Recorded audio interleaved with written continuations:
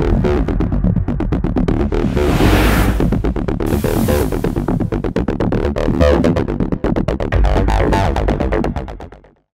got Janet Varney here. We're with That's My Entertainment, and I mean, Stand Against Evil is probably one of the funniest shows that I've been watching for a while now. Oh, good. I'm so glad. And you have the role of the sheriff, and I feel like now more than ever, it's so important that we have strong female leads. And yeah, it definitely doesn't hurt. I think we might have backslid a little bit as a country in certain ways, so it's never a bad thing to have your entertainment at least showing you that women can be in charge and powerful. Yeah.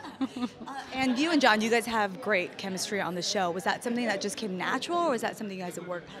I feel very, very lucky to have had the opportunity to work with Johnny. I mean, I think he would... listen, I'll check with him to see if he says otherwise. It'll be really funny if he's like, oh, yeah, this was very hard work.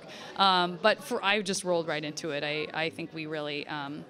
we have similar sensibilities in some ways about how we feel about doing comedy and wanting it to be grounded. And yeah, we both love rhythm, I think, in writing, and we pay a lot of attention to that. And so with those things all jiving before we even met, it felt really natural. And what is it that drew you to your character that made you want to take on this role? Yeah, well, I mean, Dana apparently wrote it for me. So that made it real easy to be able to identify with, and for me, it's a total dream come true because I was lucky enough to play an animated character who was, this sort of strong female protagonist. Granted, she had superpowers I could never touch in real life, but I don't know that I ever thought that someone would give me the opportunity to do kind of stunt type stuff and sort of be a part of an action universe, even if it is a comedy. And so I was totally blown away. Sometimes he compares me to Harrison Ford, and I'm like, that is the coolest thing anyone has ever said. That is just awesome. I'll take it. I don't know if it's true, but I'll take it. Hey, you're the female Han Solo. I'll take it. What? Who wouldn't want to? I mean, that's fantastic, right? He's crazy. I love it.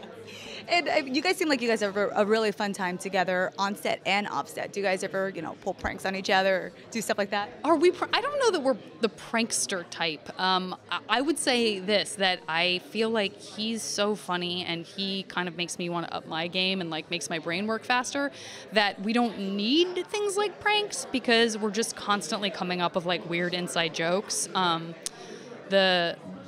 There's I'm thinking of a bunch of things that probably wouldn't be funny to anyone else because we had a season of just being next to each other every day to come up with them. But he kills me. He makes me laugh so hard. Are we ever going to see your character's daughter? You've seen her. Right, again. But I mean, it's a dangerous world that Evie's living in most of the time. So we see her in season 2. We definitely see her in season 2. But I wouldn't say suddenly she's the center of the conflict in the show. She's at school a lot. There's actually a really funny joke about how little you see her on the show. It's very meta in the episode where Denise becomes a babysitter. I'll say that. So keep your eyes peeled for that because it is one of my favorite moments in the show where Denise is sort of like, wait a minute. And he was like, yeah, anyway. So it's really fun.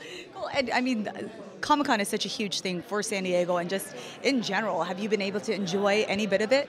Well, I've done a bunch of these in San Diego and then other cons elsewhere. And, I think there are things that can be exhausting about it. Even just the getting from one place to another tends to take a million years. And I'm not a person that likes being in a group of swarming people. But I think a lot of people who come here feel that way.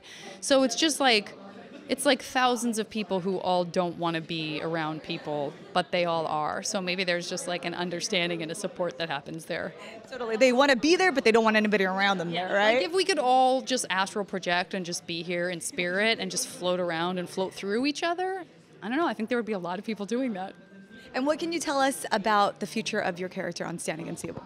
Well, one of the coolest things about season 2 is that Dana created this just really great emotional arc with Evie and Stan. And so just working with Johnny and, again, having all of this crazy, goofy stuff happening around us, but having a really important relationship and some real conflict that they're trying to resolve, not so much between each other, but with him and his feelings about something.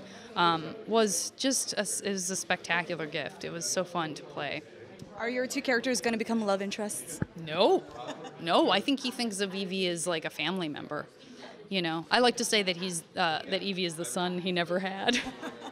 Okay, cool. Thank you so much for taking the time to speak with us. Pleasure. Hey, I'm Janet Varney, and that's my entertainment. What's yours? You can tell me. It's just you and me.